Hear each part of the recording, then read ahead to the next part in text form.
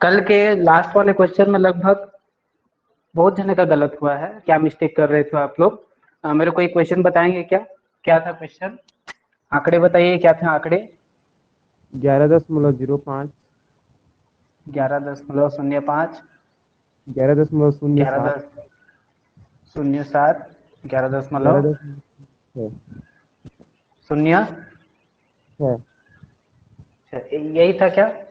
ये हमारा क्या था? रीडिंग था। प्रैक्टिकल से जो हम लोग निकाले थे वो रीडिंग था। और कैलकुलेटेड वैल्यू कितना था? 11.55। कैलकुलेटेड वैल्यू कितना था? 11.55। 5 ठीक है, तो सबसे पहले तो देखने से ही मेरे को क्या पता चल रहा है, देख कर ही मैं क्या बता पा रहा हूँ कि ये जो है आंकड़े जो है लगभग सेम है। ठीक है, 11.05, 11.07, 11.06 लगभग आसपास ही है, ज्यादा का अंतराल नहीं है। तो देखते ही आंकड़े को देखते ही मेरे को समझ में आ गया कि हाँ यहाँ पर प्रिसीजन है। ठीक है, यहाँ पर क्या है? प्रिसीजन है। क्यों प्रिसीजन है? क्योंकि आंकड़े लगभग सेम है, आपके जो रीडिंग आ रहे हैं वो लगभग सेम आ रहे हैं, एक ही नंबर को इंडिकेट करना चाह रहे हैं।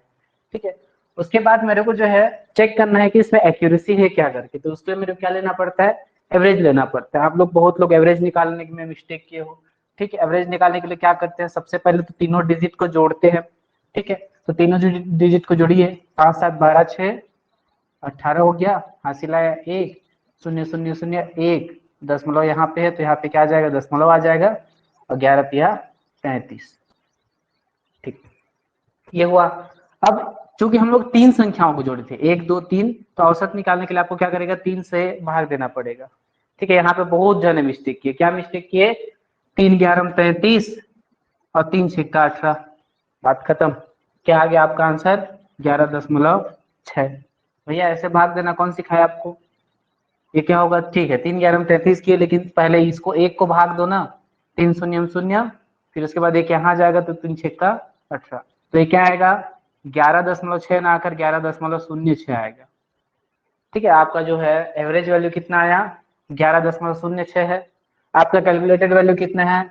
11.55 है। दोनों में जमीन और आसमान का फर्क है। ठीक है, देखो ये अगर देखा जाए तो 0.050 का आधा का फर्क है दोनों में। ठीक है, ये अगर इसमें माइनस करूंगा मैं 11.55 जो कैलकुलेटेड वैल्यू है, तो लगभग कितना आएगा? 0.49 आ जाएगा। बहुत ज्यादा डिफरेंस होता है। ठीक है, 49 बोलने से बहुत ज्यादा डिफरेंस है। तो आप क्या बोलोगे कि यहाँ पर जो है एक्यूरेसी नहीं है, नो एक्यूरेसी। ठीक है,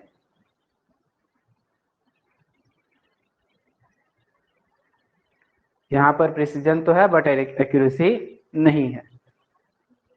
बात आई समझ में? कहाँ पर मिस्टेक कर रहे थे? Yes yes sir. Sir okay, चलिए। हाँ, चलिए आगे बढ़ते हैं अब। ठीक है, आज की क्लास का डिस्कस करते हैं। देखो, हम लोग जो है राउंड अप करना क्यों सीख रहे थे? क्योंकि हमें जो है जानना था, क्या जानना था? कि सार्थक अंकों को हम लोग कैसे जोड़ेंगे। ठीक है, सार्थक अंकों को जोड़ना, उनका गुणा भाग हमें जानना था, इसलिए जो है हमने राउंड अप करना सीखा। ठीक है, तो सबसे पहले हमने राउंड अप करना सीख लिया है। अब चलिए शुरू करते हैं। ठीक है, जो मेन काम है क्या? सार्थक अंकों को जोड़ना, गुणा और भाग करना। ठीक है, क्योंकि आपको जो है क्वेश्चन ऐसे दिया जाता है एग्जाम में कि दो सार्थक अंक दे दिया जाएगा, इसका गुणनफल या योगफल ज्ञात कीजिए। ठीक है, तो ऐसे ही एक मेरे को क्वेश्चन मिला, क्या? 3.14 प्लस 2.8। तो देखो, जोड़ने के लिए जब दशमलव संख्याओं को जोड़ा जाता है, ठीक है, तो सबसे एक ही नियम जो वहां पे आता है, मिलाइए ना दहाई मिलाइए। आप किसको मिलाइए? दशमलव से दशमलव को मिलाइए। ठीक है, तो मैंने क्या किया, यहाँ पे दशमलव से दशमलव को मिला दिया। देखो, दशमलव के बाद दो संख्या है, इसके पास एक ही संख्या है। जोड़ने में थोड़ा सा असुविधा होगा बोल के मैं यहाँ पर अपनी मर्जी से क्या लगा दिया? 0। इसको अपनी मर्जी से लगाया हूँ। ठीक है, याद रखना, ये मेरे को क्वेश्चन में नहीं दिया गया था। ठीक है, ये मेरे को क्वेश्चन में नहीं दिया गया था, इसको मैं जो है अपनी मर्जी से लगाया हूँ।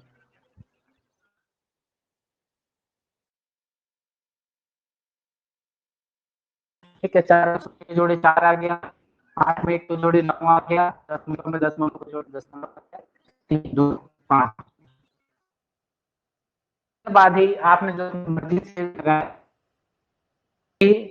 आपको कम से कम सार्थक अंक वाले दिया गया था 3। 2.8। इसमें से कम सार्थक अंक किसके पास है? सबसे कम सार्थक अंक इन दोनों में से किसके पास है? 2.8। कितने सार्थक अंक है उसमें? 2। 2 सार्थक अंक है। रिजल्ट है उसमें भी जो है कम से कम सार्थक अंक होना चाहिए। आपके क्वेश्चन में जो संख्या जिसके सार्थक अंकों की संख्या सबसे कम है उतना ही आपके उत्तर में भी होना चाहिए। आवाज आ रही है? क्लियर है? वीडियो अटक गया। सबके में ऐसा है? Yes sir. क्लियर है सर। क्लियर है बाकी लोग के में? देख बाबू पेड़ के ऊपर चढ़ जा थोड़ा। जी सर। हाँ ठीक है। तो मैंने क्या देखा कि क्वेश्चन में जो सबसे कम सार्थक वाला संख्या वो कितना है? ये है जिसके पास 2 सार्थक अंक हैं। तो आपके उत्तर में भी कितना सार्थक अंक होना चाहिए? 2 ही सार्थक अंक होना चाहिए। ठीक है 3। यहाँ पर देखो हमारे उत्तर में कितने सार्थक अंक हैं? 3 सार्थक अंक हैं। तो यहाँ से मेरे को एक अंक को हटाना है तो मैं फिर से राउंड अप के पास जाऊंगा। 3 नियम में से दूसरा नियम क्या बोलता है? अगर आखिरी संख्या 5 से कम है चुपचाप हटा दो, चेंज करने की कोई जरूरत नहीं है। तो मैं इसको आंसर स्वरूप क्या लिखूंगा? 5.9। ये मेरा क्या आएगा? आंसर। अगर आपने एग्जाम में ऐसा करके इतना बना के आ गया भैया मैं तो एकदम सही बनाया हूं करके, ठीक है, आपका आंसर वहां पे गलत हो जाएगा। क्यों? क्योंकि आप जो है सार्थक अंक को जोड़ रहे हो। अब क्वेश्चन में देख लेना भैया सार्थक अंक बोला है कि नहीं। ठीक है सार्थक अंक को जोड़िए बोला है कि नहीं। सिर्फ ऐसे दे दिया जाएगा दोनों संख्याओं का योग कीजिए, ऐसा क्वेश्चन तो आप लोग से कभी नहीं पूछा जाएगा। इतना छोटा सा क्वेश्चन उसमें सार्थक अंक को इंक्लूड करके ही पूछा जाएगा। ठीक है तो सार्थक अंक को इंक्लूड करके पूछा जाएगा तो आप लोग इस चीज को जरूर ध्यान रखेंगे कि सबसे कम सार्थक अंक क्वेश्चन में जितना है आंसर में भी उतना रहना चाहिए। ठीक है गुणा के साथ भी आपको सेम रूल फॉलो करना है। मान लो आपको मैं मल्टीप्लाई करने के लिए दे दिया इसको 6.18 को मल्टीप्लाई कीजिए किससे? 2.1 से मल्टीप्लाई करने के लिए दे दिया। तो मल्टीप्लाई करते समय तो मैं तो हमेशा दशमलव को भूल जाता हूँ। ठीक है आसानी होती है मल्टीप्लाई करने में, तो मैं दशमलव को भूल गया।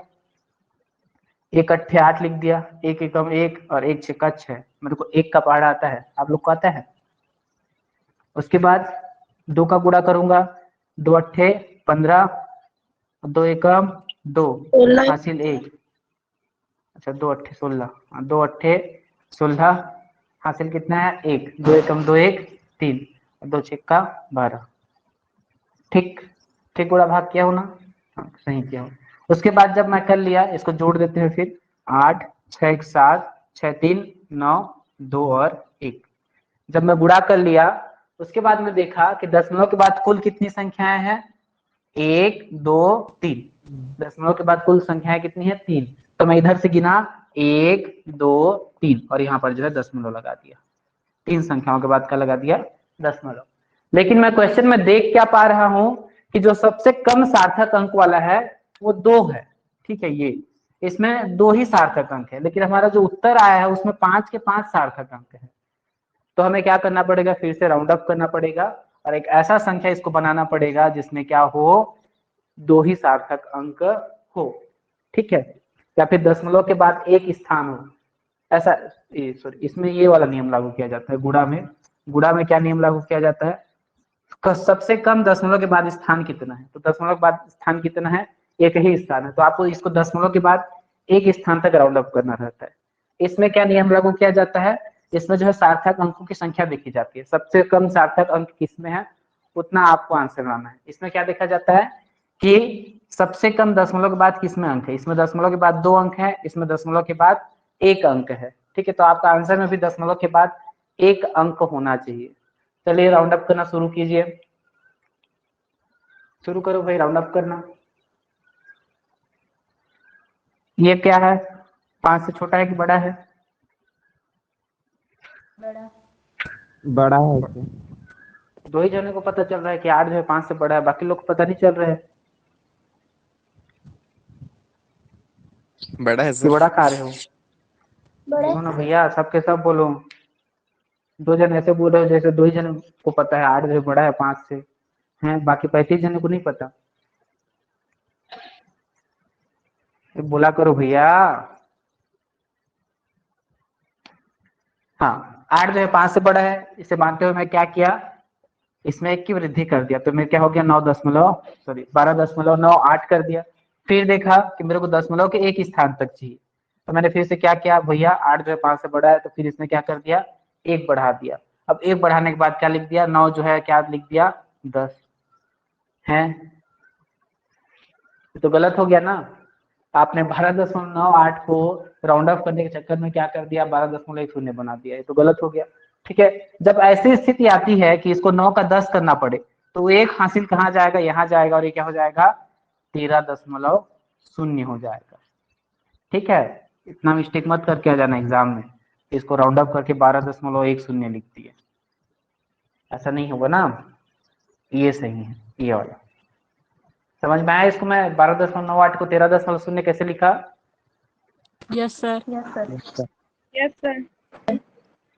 Yes sir. अच्छी बात है, यस सर।